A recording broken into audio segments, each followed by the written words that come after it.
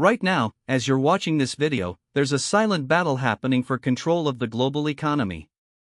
And it's not being fought with weapons or armies. It's being fought with currency. Here's something wild: if you're a business owner in France wanting to buy rubber from Thailand, chances are you're paying in US dollars. Not euros. Not Thai baht. American dollars.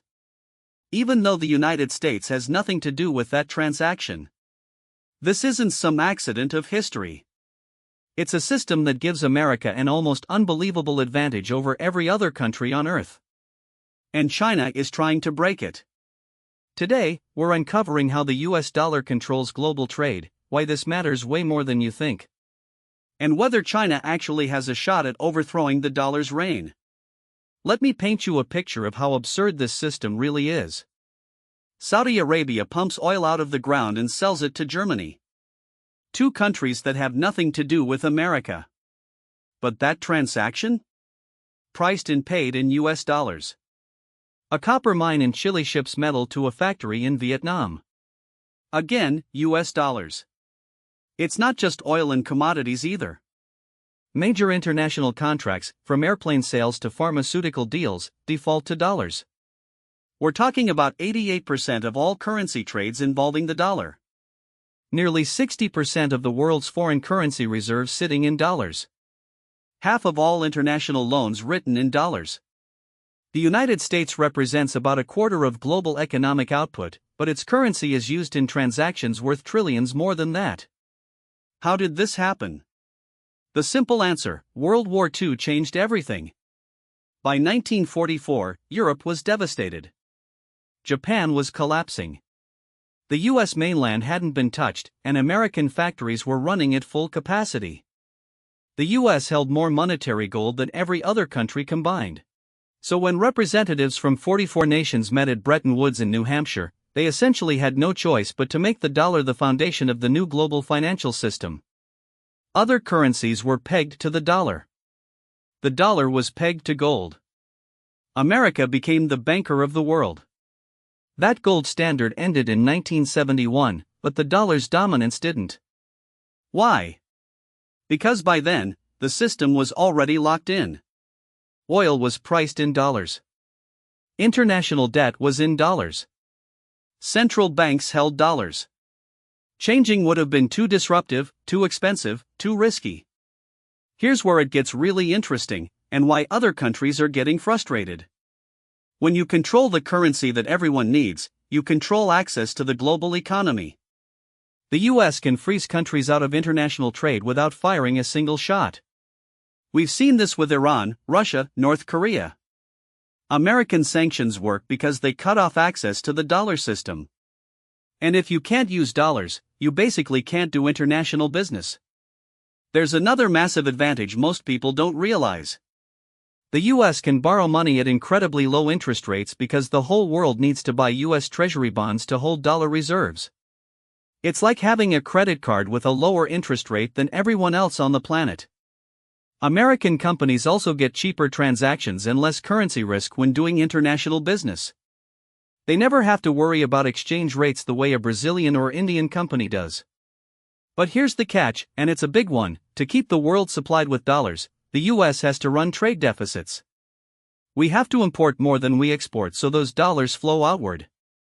This hollowed out American manufacturing over decades and created economic problems at home. Enter China. For years now, Beijing has been making moves. Quiet moves. Strategic moves. They're trying to chip away at dollar dominance, and they're playing the long game. China has set up currency swap agreements with dozens of countries, letting them trade in yuan instead of dollars. They've established the Asian Infrastructure Investment Bank as an alternative to Western financial institutions.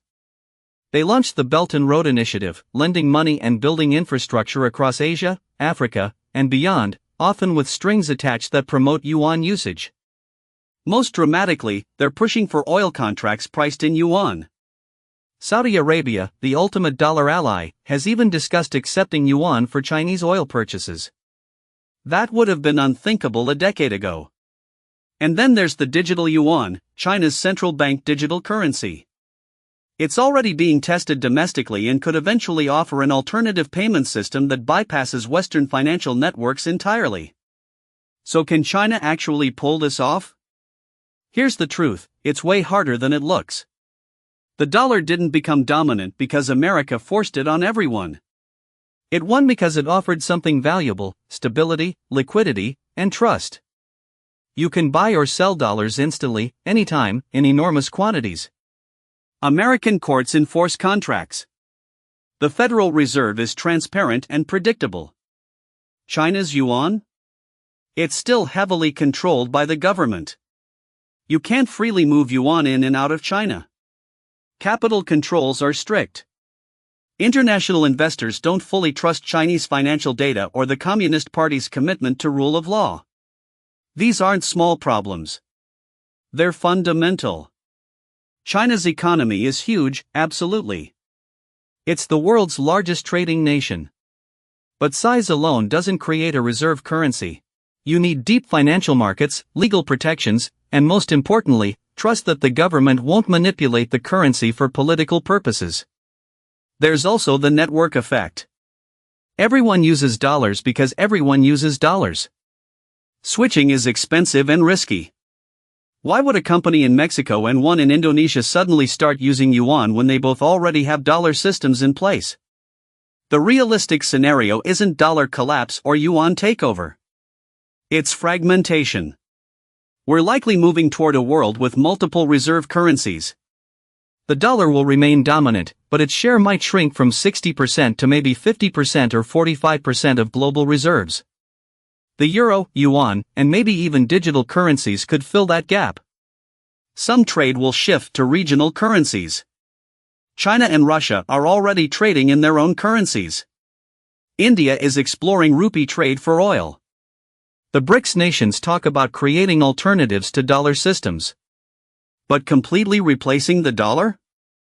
That would require either a massive crisis that destroys confidence in U.S. institutions, or China fundamentally transforming its entire economic and political system. Neither seems likely in the near term.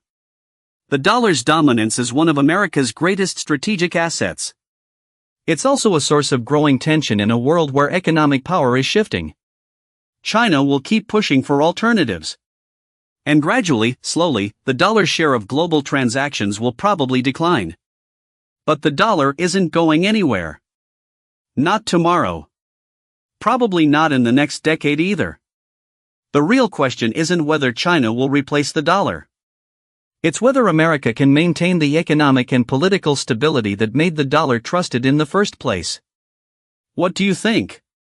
Is the dollar's dominance permanent, or are we watching the beginning of a major shift? Drop your thoughts in the comments. If you found this valuable, hit that like button and subscribe for more deep dives into how the global economy really works. Thanks for watching, and I'll see you in the next one.